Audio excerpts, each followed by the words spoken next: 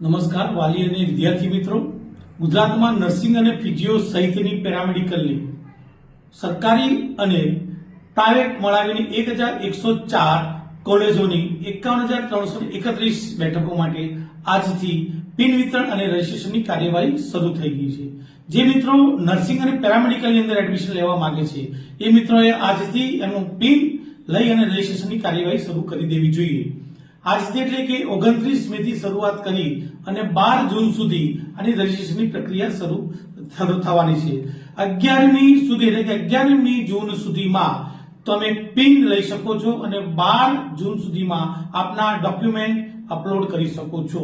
મિત્રો તમારે આના માટે પ્રવેશ પ્રક્રિયાની એટલે કે પ્રવેશની જે વેબસાઇટ આપેલી છે એ વેબસાઇટ ઉપર જઈ અને તમારે જરૂરી વિગત નાખી અને ₹1000 ની ફીસ ઓનલાઈન પે કરવાથી આપણે જે મોબાઈલ રજીસ્ટર કરાવ્યો છે આ મોબાઈલની અંદર આપણે યુઝરનેમ આઈડી અને સાથે સાથે પિન નંબર આપવામાં આવશે।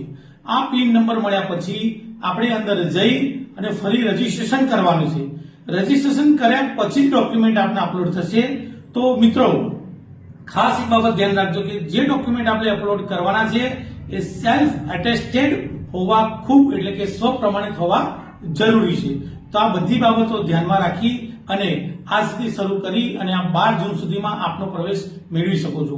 મિત્રો એક બાબત ખાસ ધ્યાનમાં રાખવાની કે જીએનએમ કરવું હોય, બીએસસી નર્સિંગ કરવું હોય કે પેરામેડિકલનો કોઈ પણ કોર્સ કરવો હોય તો હું આપને બતાવું કે બીએસસી નર્સિંગ છે તો બીએસસી નર્સિંગની 8 જેટલી સરકારી કોલેજીસ છે જેની અંદર 400 જેટલી સીટની અંદર આપ પ્રવેશ મેળવી શકો છો અને સેલ્ફ ફાઇનાન્સ 255 જેટલી સીટ છે જેની 14,537 જેટલી સીટો છે।